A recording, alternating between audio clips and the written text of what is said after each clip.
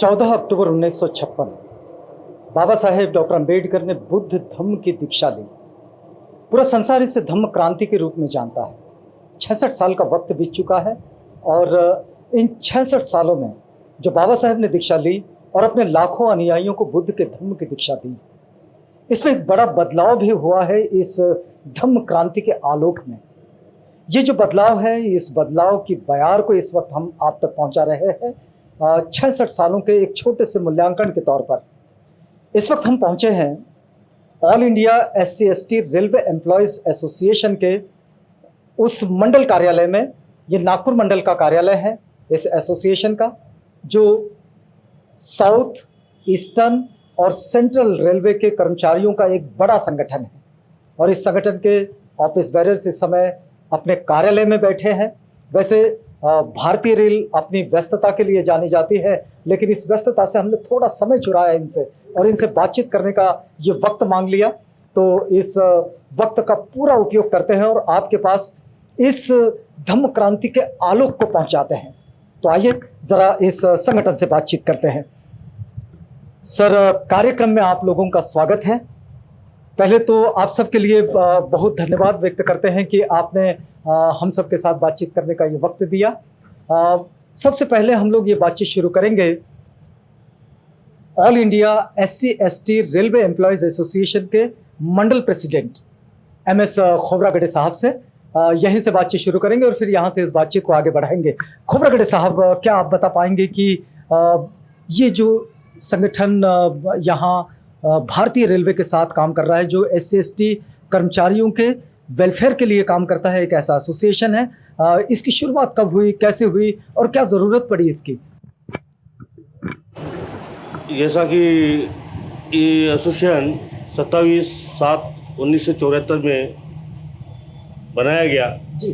और इसकी शुरुआत ऐसी है कि इस देश में हमारी SC/ST समाज के ऊपर अन्याय होता था।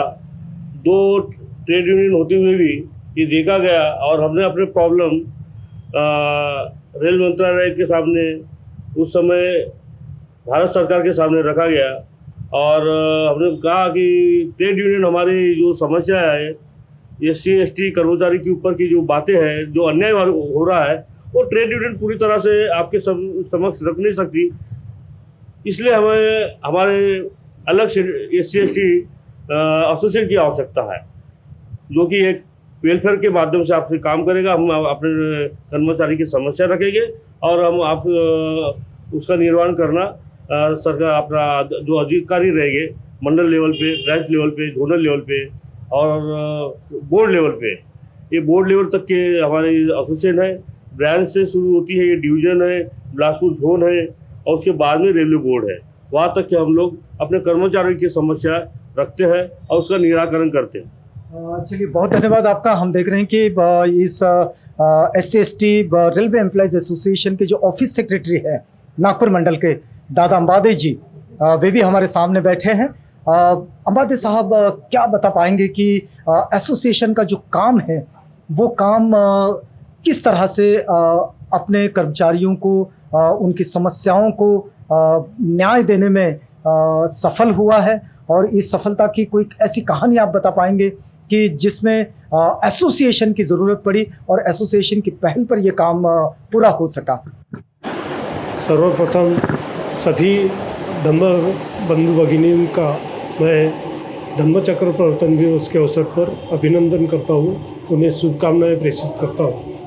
All India railway employees association 1974 में स्थापित हुई, जिसमें मुख्य भूमिका हमारे कामठी के जो खासदार थे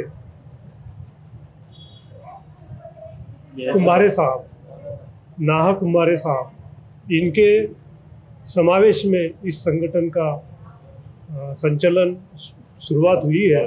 अच्छा, मतलब न्यू में बेर है। हाँ, और उनके माध्यम से जो केंद्रीय स्तर पर समिति है, उसके बाद में हमारे रेलवे में जो अन्य जोन है वहाँ पर जोनल समितियाँ भी है और उन जोनल समितियों के अंतर्गत हम डिवीज़न में डिविजनल कमेटी के माध्यम से रेलवे अनुसूचित जाति जनजाति रेलवे कर्मचारियों के कल्याण के लिए संगठन मंडल स्तर पर कार्य करता है। नागपुर मंडल का यह सौभाग्य है कि हमने बड़ी कठिनाई से संगठन का अन्य जो हमारे पूर्व साथी थे उनसे थोड़ा सा मनोमुटाव भी हुआ, परंतु युवा साथी संगठन में काम करने के लिए, आगे आने के लिए उन्हें हमको हटाना पड़ा और हमने इस संगठन का दायित्व संभाला। अभी ये दायित्व संभालने के बाद क्या स्थिति बनी है कि संगठन कहाँ पहुँचा है? अनेकों बार रेलवे प्रशासन के जो भी कार्यक्रम होते हैं उसमें कम से कम इस संगठन के पदाधिकारियों को प्रतिनिधित्व करने का मौका मिलता है। जो भी रेलवे कर्मचारियों की समस्याएं हैं हम अधिकारियों के अंतर्गत उनसे चर्चा करके उसे जल्द से जल्द छुड़ाने के लिए या उस पर निर्णय लेने के लिए प्रशासन को बाध्य करते हैं। इसमें सफलता मिलती है? जरूर सफलता मिलती है, 100% तो नहीं परंतु 70-80% हमारी समस्याएं चर्चा से ही सॉल्व हो जाती है। चलिए, बहुत अच्छी बात है। देखिए, हमने आपको एक बात भी याद दिला देते हैं कि ये हम नागपुर मंडल के कार्यालय में हैं, लेकिन भारतीय रेलवे अपने एक विस्तृत जाल के लिए पहचाना जाता है। अब देखिए कि जैसा हम अंबादे साहब से बात कर रहे थे तो उन्होंने बताया कि इसकी जो केंद्रीय कमेटी है, फिर केंद्रीय कमेटी के बाद उससे जो छोटी छोटी शाखाओं के साथ, मतलब अलग अलग डिविजन्स में, अलग अलग जोन्स में, अलग अलग क्षेत्र में और अलग अलग स्टेशन पर भी ये बनता होगा। जहाँ जहाँ ये कर्मचारी है तो वहाँ ये संगठन इस तरह से आगे बढ़ता है। बहुत सारे लोगों को ऐसा लगता है कि भाई काम जो है वो कुछ दिखाई नहीं देता, लेकिन अपने अपने सेक्ट में ये काम होते हैं और ये काम भी बड़े महत्वपूर्ण होते हैं। हम ज़रा बातचीत करेंगे एक और ऑफिस बेरर से जो कि all India SC/ST railway employees association के वे भी मेंबर हैं। पहले तो हम आपका परिचय लेंगे कि आप संगठन में किस भूमिका पर हैं। सर, मैं एडिशनल सेक्रेटरी हूँ सर, प्रतिम पकिड्डे, नागपुर डिवीज़न का मैं एडिशनल सेक्रेटरी हूँ।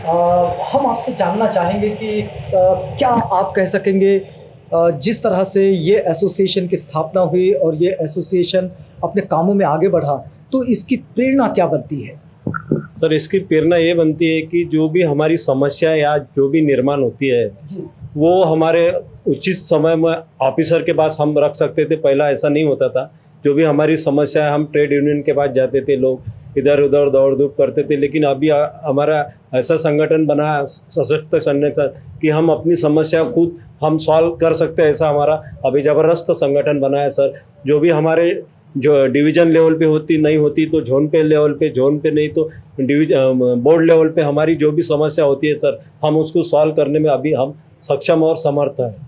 आपके इस पूरे काम की प्रेरणा किसे मानते हैं? आप किसको आदर्श मानते हैं?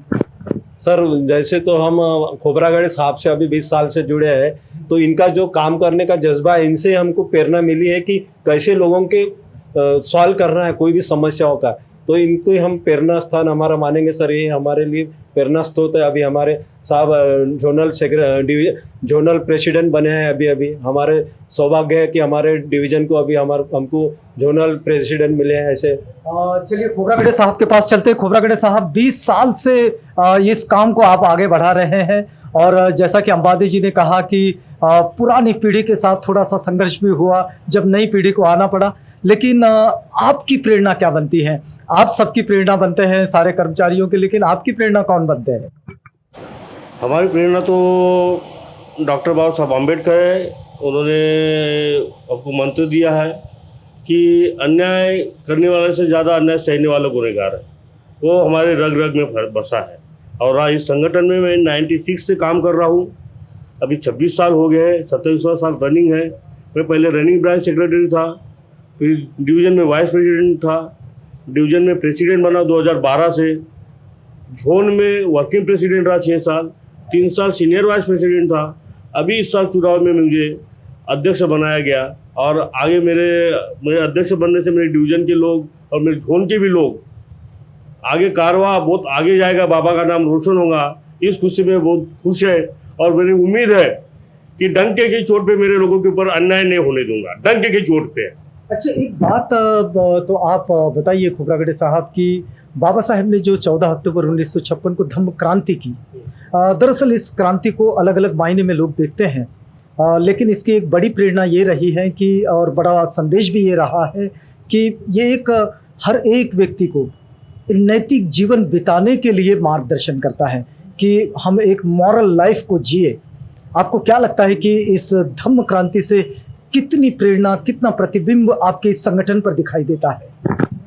धम्म क्रांति के बारे में मैं यही कहना चाहूँगा कि धम्म एक ऐसा धर्म बाबा ने रास्ता बताया धम्म क्रांति का कि शांति का मार्ग। ये शांति, बाबा साहब ने तो बहुत लड़ाई लड़ी, उन्होंने देखा, और ये शांति का मार्ग जो बाबा ने बताया उस रास्ते पे हम भी चलते हैं। धम्म का आचरण नहीं होता तो ये कारवा आगे नहीं बढ़ता। मेरे साथी सब हम ये से शुरुआत करते हैं, और आपको बताते मैं रनिंग स्टाफ से आता हूँ, हम ट्रेन गार्ड हूँ मेल एक्सप्रेस। हम लोग 70-70 साल से या आने वाले अनुयायी के लिए भोजन दान की व्यवस्था ये सब करते हैं। धम्म चक्र प्रवर्तन के उपलक्ष्य में हम करीब 1982 से हम लोग, नहीं 82 से नहीं, हम लोग 1996 से हम लोग यहाँ भोजन दान का कार्यक्रम और ये सब अपने कर्मचारी बाहर से जो हमारे धम्म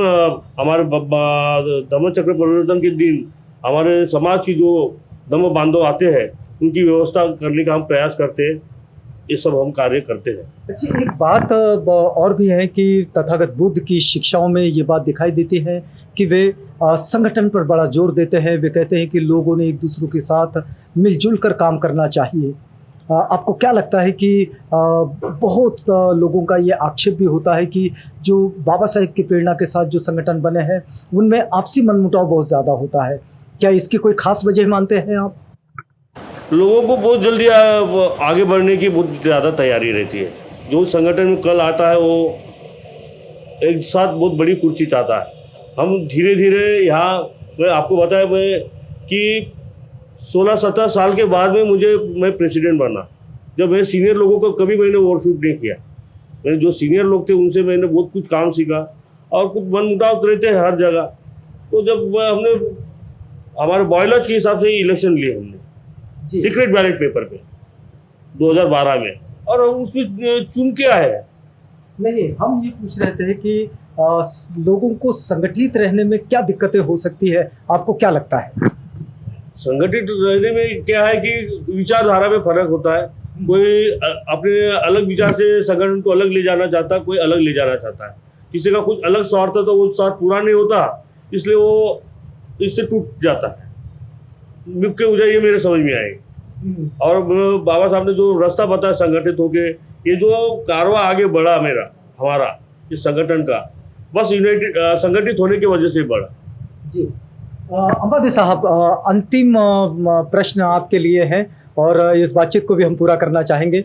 अगर SC/ST रेलवे एम्प्लॉयज़ एसोसिएशन जो है, ये रेलवे एम्प्लॉयज़ एसोसिएशन इस वक्त में क्या सोचता है कि बाबा साहेब का ये जो कारवां है, जिस कार्य के लिए बाबा साहेब ने अपना जीवन दिए, इस कार्य को उसके पूर्णत्व की ओर ले जाने के लिए, उनकी सोच को पूर्णत्व प्रदान करने के लिए कर्मचारियों के रूप में, क्योंकि आपका कर्मचारियों का संगठन है, तो आपका क्या दायित्व बनता है? आपकी तरफ से क्या योगदान आ सकता है? क्या नई योजनाएं हो सकती है कि जिस पर काम करना चाहिए? संगठन हमेशा यह मानते आया है कि रेलवे एम्प्लॉय के लिए तो हम काम करते ही है, परंतु अन्यत्र हमारे बाहर जो गरीब तबका जो हमारा है, हमारा जो समाज है, जो पिछड़ा हुआ है, उनके लिए भी हम कुछ सहायता कर पाए, तो उसके लिए हमारी अनेक योजनाएं हैं। जैसे कि शिक्षा प्राप्त करने वाले विद्यार्थी जो आर्थिक रूप से कमज़ोर है, उनको यदि कभी आर्थिक सहयोग करने का वक्त आया तो हमारी संगठन की तरफ से यह हमेशा प्रयास होता है। पिछले दिनों आज तक कितने बच्चों को इस तरह से उनकी शिक्षा में सहायता की गई होगी? कम से कम हमने 2020 में 12 से 14 बच्चों को यहाँ से आर्थिक रूप से हमने पैसा दिया है। इस कार्य को अभी शुरुआत हुई है। जी जी, क्योंकि एक पुरानी सोच वाले लोग थे, वो जैसे हटे, हमको जैसा मौका मिला, हम रेल प्रशासन से भी कुछ आर्थिक सहायता लेकर के हमारे बाहरी गरीब बच्चों को किस प्रकार से सहायता पहुंचा कर सकते हैं, इसका हम भरसक प्रयास कर रहे हैं।